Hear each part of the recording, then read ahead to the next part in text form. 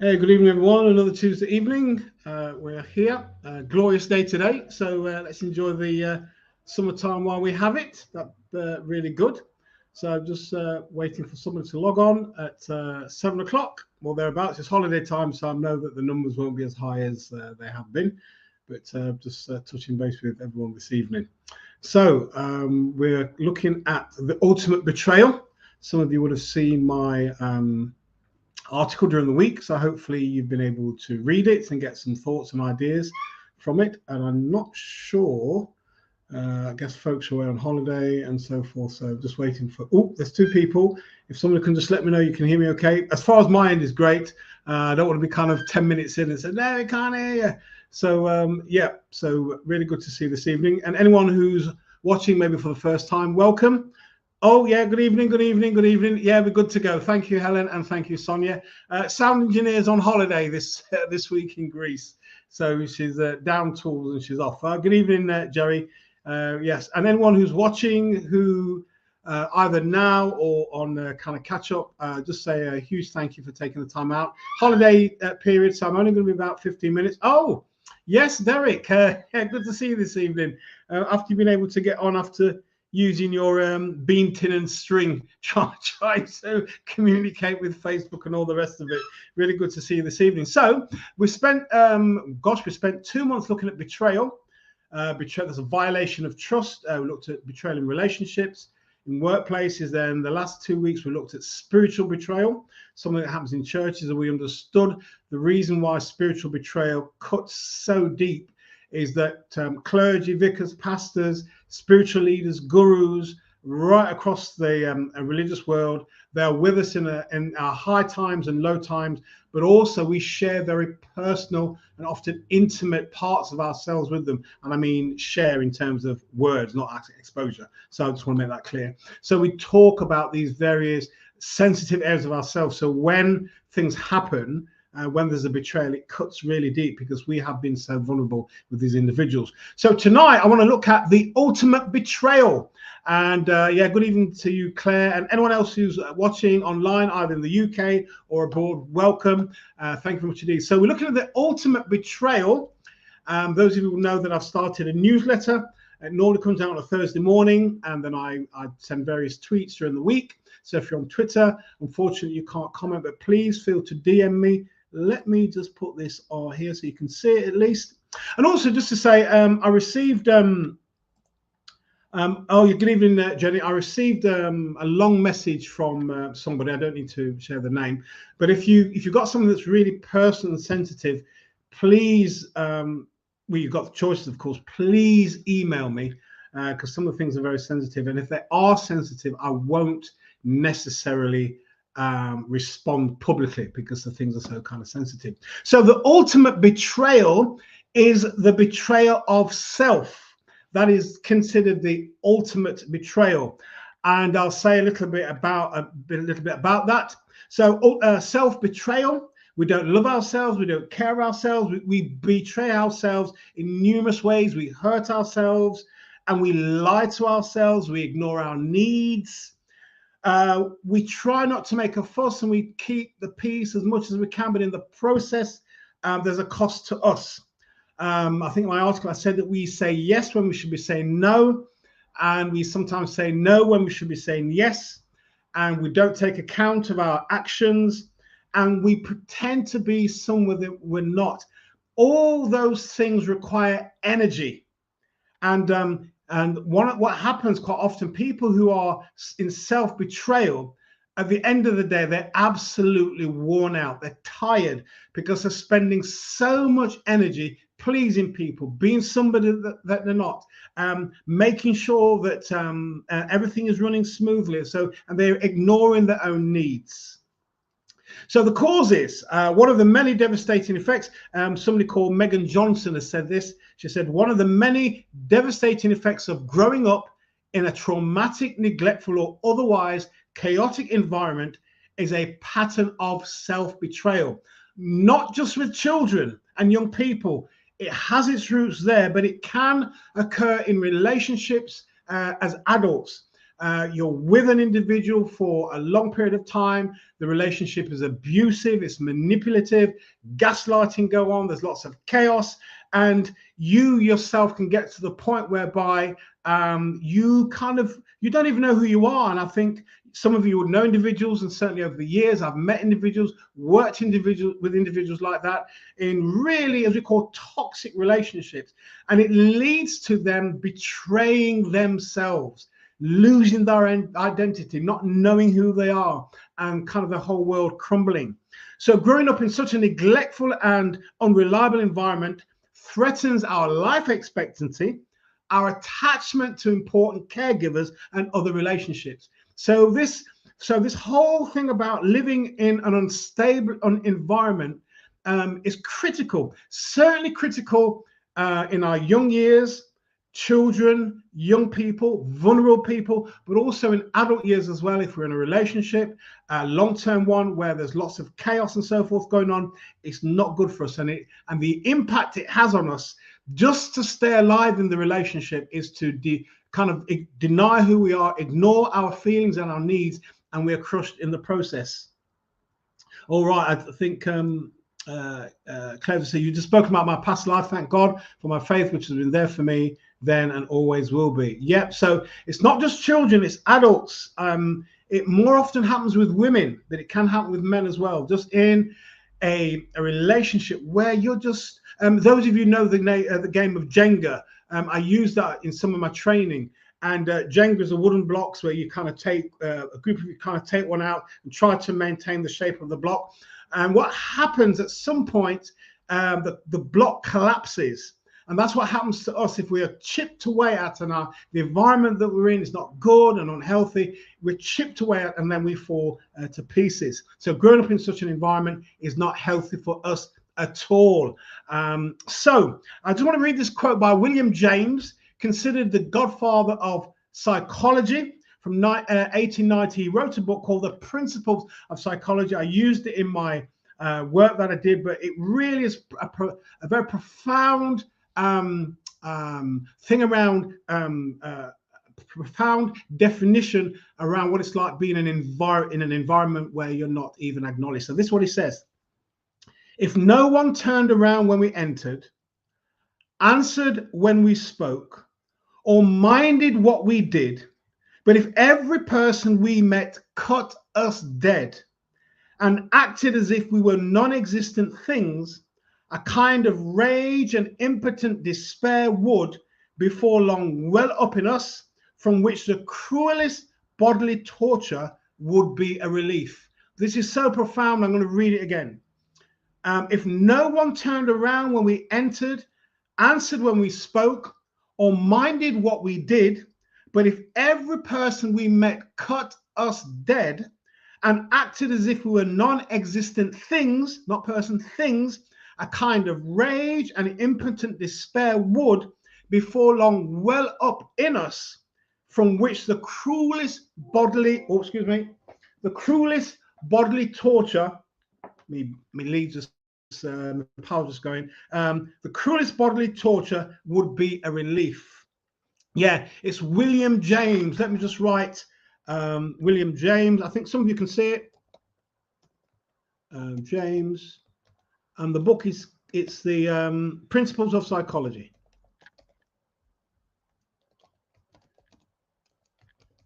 Ooh. There you go. Yeah, 1890. Oh, yes, it's up on Facebook. Oh, yeah, just to say as well, if you're on Facebook or on LinkedIn or on YouTube, please click subscribe, because then anything that I post, it will just come up automatically as a notification. And please, if you find this helpful, please share this with anyone you know who may be able to get some ideas, or you know that somebody is kind of exhibiting some signs of self-betrayal and things like that. Really, really important. So yeah, William James, godfather of psychology. So then how can we kind of help ourselves? So as you can imagine, this is absolutely, it is really detrimental to who we are as human beings. So what happens quite often, there's an quite often there has to be an awakening. Quite often it's a crisis. But as I've always said, you don't have to wait for a crisis to begin looking at yourself.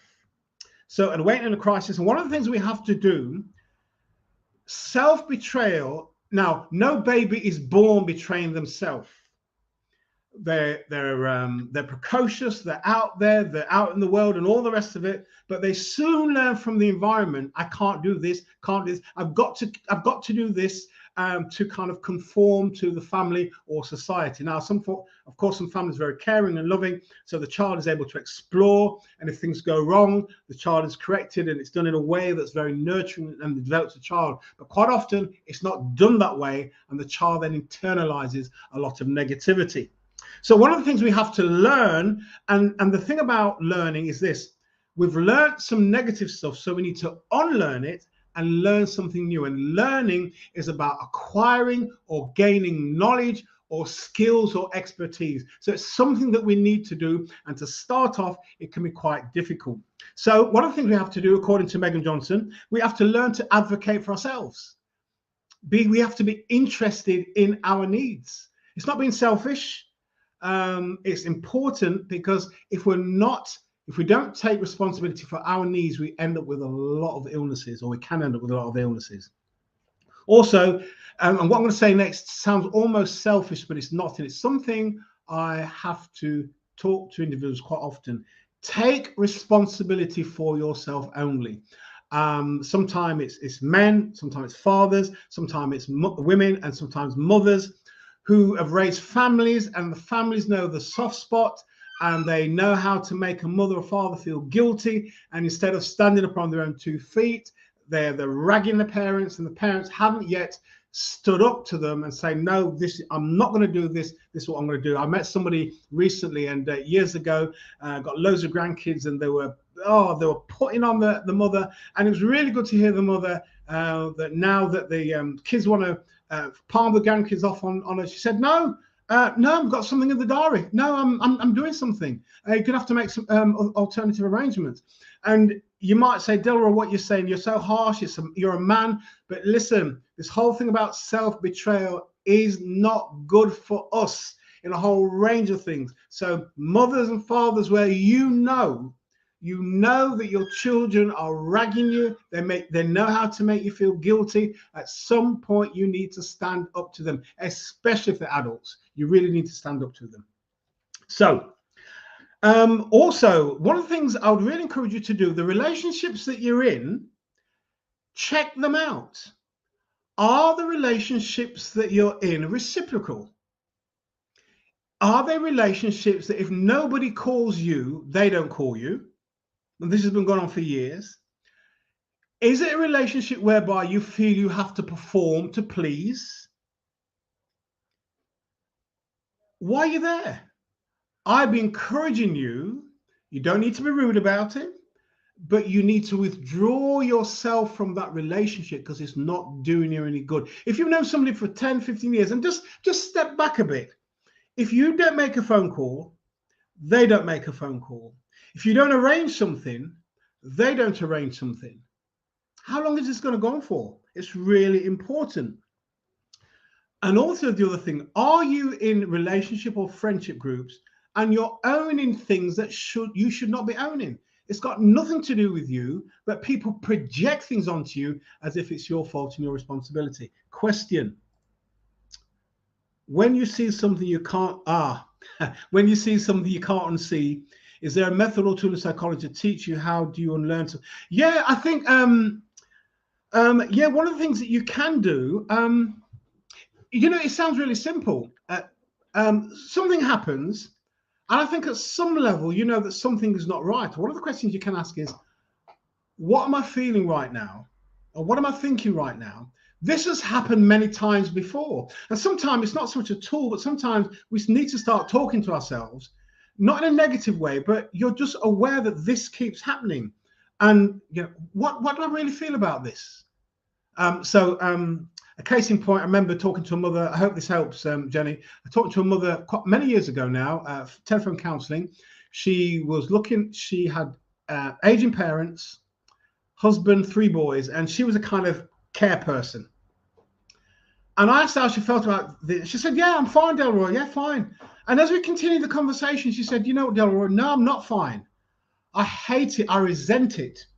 It was while she was having the conversation and the atmosphere, the environment enabled her to be honest. She said, no, I don't like it. I resent it. I hate it. Looking after my husband, the 3 boys, my parents. She said, no, I hate it. So sometimes it's simple as something keeps happening. And sometimes we know that something's happening and we keep downplaying it. But going back to the crisis, sometimes it's a crisis that awakens us. And when we're awakened, we see things that perhaps we didn't see in the first place. So your first line, I really liked it.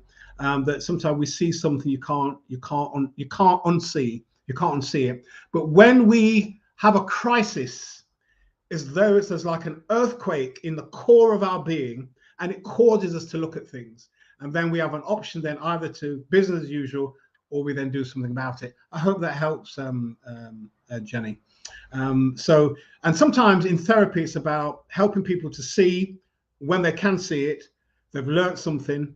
And I might have said it before, I say to folks, you've learned this as a way of surviving, but actually it's not done you any favors. Now you need to learn something different.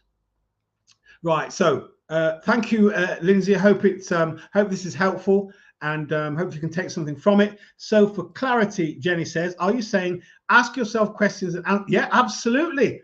Yes. Ask yourself questions and answer them honestly. And sometimes I've been there. Ask myself the question and I've dodged the answer. And I know intuitively I've dodged the answer. And sometimes the consequence of the truth is you need to do something. Once you know the truth, you can't go on like you don't know it. So then you have to do something with your life. You will see something differently. Crisis brings chaos. And then if you can weigh through some of the stuff, start asking yourself some critical questions, not critical as in soul destroying, but really important questions, questioning the reality of what you're experiencing, and be prepared for the answer. And then when you have the answer, then you respond accordingly. And at the end of the day, when you answer honestly and begin to change your lives, the people who've been controlling you and so forth might not like it, but you need to do it for your survival. I hope that helps. Hope that helps. Okay, right. So we've looked at advocating for yourself, taking responsibility, checking your relationships, and asking it to yourself, am I owning things in this relationship that I shouldn't be owning? This is so-and-so's problem, not mine. One of the things we have to learn to do is practicing setting boundaries. I don't think I've ever done a session on that, but it's really important. So boundaries simply means you're protecting yourself. So it means yes is yes and no is no. And you don't allow people to manipulate you, which lots of people can do really, really well. And one of the things I spoke about in the thing was show up for yourself. And I've done this quite a few times with individuals. People are going through a crisis and you can see they're not looking after themselves well, but quite often they are caregivers. They're brilliant at looking after other people. So I say to folks, have you got a best friend? Yeah. If they're going through a crisis, what would you do? So we spend some time on this. So they make a list. I said, right, what else would you do? What else would you do? So I asked that question 3 or 4 times, and then the list gets quite long. Right. The things that you have put on the list, start doing them for yourself. I've had to do it. About 5 or 6 years ago, I started to ask some very critical questions about my life. And this is what I said to myself. Delroy, if you were a client and you were speaking to yourself as a counselor client, what would you be saying right now? What would you be suggesting right now? So really, as counselor, we don't give advice. We give suggestions and options. And I had to really question myself. Client, counselor, hearing myself, talking to myself and hearing what I was saying. And I knew that I wasn't living authentically. So I had to make some major decisions about my life. So in a sense, this is not something I've just kind of grabbed off the internet and it sounds good. This is something I've had to do. I guess some of the stuff I did years ago was self-betrayal. I suppose some of it was people pleasing, but I found it wasn't helping me whatsoever. And it came to a point in my life I had to ask some really serious questions about my life, about my well-being, about my physicality, about my mental health. Serious questions, and it ended me and I ended up making some very serious decisions about my life. So it's not something that, you know, this is about you. We all have to do it sometimes. And I've been in the place where I've asked the serious questions, I've answered them honestly, but it seems that the answer is too difficult. So you kind of put your head in the sand again. But you know what? Not until you make the decision to do what you need to do, it will keep coming back. It will keep coming back. Even over years, it will keep coming back until you do something about it. So other things we can do. So ask yourself the question, going back to Jenny's question, something happens, a crisis, or you get a sense of the pattern. You ask yourself the question, what do I need right now? That's a question. What do I need right now? Answer the question and take courage, take a big gulp and swallow and do it. So what do I need right now? And learn to speak to yourself compassionately. Learn to speak to yourself with care. There's a friend of mine. She is talk about loving and caring for other people. And I've said to her more than one occasion, do you know what? It's time for the care that you've been giving to other people. It's time for you to give some of that care to yourself, because you need it. Your body needs it. Your body's crying out for it. So these are some of the things that we can do to work our way through self-betrayal. Of course, if things are really bad, you go and see a therapist or psychologist or a doctor, sometimes to kind of just, sometimes people, just to escape from work, some of the toxicity that's going on, they may have to go to the doctors to get some time off on the sick. And that time off on the sick is a time stepping back, looking at their life, see what they need to do, asking these difficult questions, and moving on. So that's a short version for this evening. So I'm back next week at 7 o'clock, which is the 1st of, gosh, is it the 1st of September already? Oh my gosh, or the 31st, and I can't remember which one it is. What is it? Oh, hold on, let me just look, check the diary.